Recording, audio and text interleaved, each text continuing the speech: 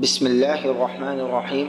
السلام علیکم دوستو، آپ علیہ السلام کے زمانے سے پہلے ایک بادشاہ گزرا جس کا نام ذونواس تھا۔ بادشاہ کے ساتھ ایک جادوگر تھا جو بادشاہ کا بہت ہی قریب تھا۔ جب بادشاہ کی موت کا وقت قریب ہوا تو اس جادوگر نے بادشاہ سے درخواست کی، مجھے ایک نہایت ہوشیار لڑکا دیا جائے تاکہ میں اس کو اپنا یہ علم سکھا دوں اور میرے مرنے کے بعد یہ علم باقی رہے۔ چنانچہ ایک لڑکا تجویز کیا گیا جو روزانہ جادوگر کے پاس جا کر اس کا علم سیکھتا تھا۔ راستے میں ایک عیسائی راہب کا گھر آتا تھا۔ اس زمانے کا سماوی مذہب عیسائیت تھا اور اس وقت کے لحاظ سے وہ دین حق پر تھا۔ لڑکا اس عیسائی کے پاس آنے جانے لگا اور خفیہ طور پر راہب کے ہاتھ پر ایمان لے آیا اور اس کے فیض صحبت سے ولایت و کرامت کے مقام تک پہنچ گیا۔ ایک روز لڑکے نے دیکھا کہ کسی بڑے جانور شیر نے راستہ روکا ہے جس سے لوگ پریشان ہیں۔ اس نے ایک پتھر ہاتھ میں لے کر دعا کی کہ اے اللہ، اگر راہب کا دین سچا ہے تو اس پتھر سے اس جانور کو ہلاک کر دے۔ یہ کہہ کر پتھر اس جانور پر پھینکا جس سے فوراً شیر ہلاک ہو گیا۔ لوگوں میں بات بہت مشہور ہو گئی اور شور مچ گیا کہ اس لڑکے کو تو عجیب علم آتا ہے۔ کسی نابینا نے سن لیا تو اس نے آ کر درخواست کی کہ میری آنکھیں اچھی کر دو۔ لڑکے نے کہا، اچھی کرنے والا میں نہیں، اچھی کرنے والا وہ اللہ ہے۔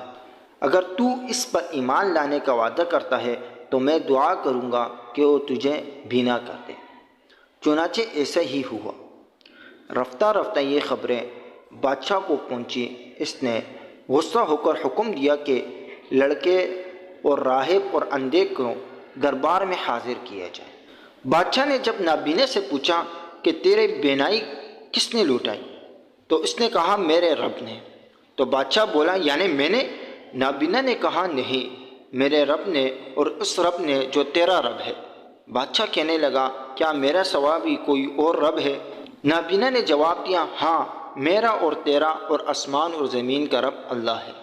اس کے بعد راہب اور اندھے کو قتل کر ڈالا اور لڑکے کے لیے حکم دیا کہ کسی اونچے پہاڑ پر لے جا کر اس کو وہاں سے گرا دو اور اس طرح یہ ہلاک ہو جائے۔ مگر خدا کی قدرت کہ جو لوگ اس کو لے کر جا رہے تھے وہ سب ہلاک ہو گئے اور لڑکا صحیح سالم چلا آیا۔ اس پر بادشاہ کو اور زیادہ غصہ آیا اور حکم دیا کہ اس کو دریا میں غرق کر دو۔ وہاں بھی یہی ہوا کہ جو لوگ لے کر گئے تھے وہ خود ڈوب گئے اور لڑکا صحیح سالم نکل آیا۔ آخر لڑکے نے بادشاہ سے کہا، تو اس طرح مجھے کبھی نہیں مار سکے گا، میں خود ہی تجھے ایک ترکیب بتاتا ہوں، اگر تو اختیار کر لے۔ وہ یہ ہے کہ تو سب لوگوں کو ایک میدان میں جمع کر لے اور ان کے سامنے مجھے سولی پر لٹکا کر مجھے ایک تیر مار، یہ کہہ کر بسم اللہ رب ھذا الغلام، اللہ کے نام سے جو رب ہے اس لڑکے کا۔ چنانچہ ایسے ہی کیا گیا اور یہ لڑکا اپنے رب کے نام پر قربان ہو گیا۔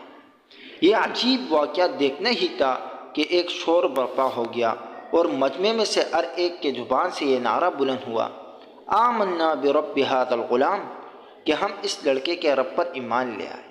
لوگوں نے بادشاہ سے کہا، اب تک تو اکا دکا کوئی ایمان لا رہا تھا، لیکن اس کے اس بات کے بعد اب یہ ساری مخلوق مسلمان ہو گئی۔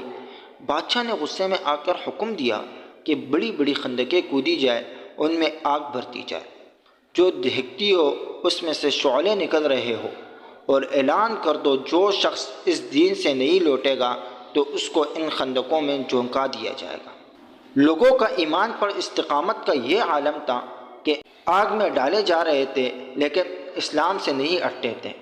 اسی میں ایک عورت لائی گئی جس کے پاس اس کا دودھ پیتا بچہ تھا۔ بظاہر وہ اپنے بچے کی وجہ سے آگ میں گرنے سے گھبرائی، مگر بچے نے خدا کے حکم سے آواز دی اور بولا کہ اے میری ماں، تو صبر کر کیونکہ تو حق پر ہے۔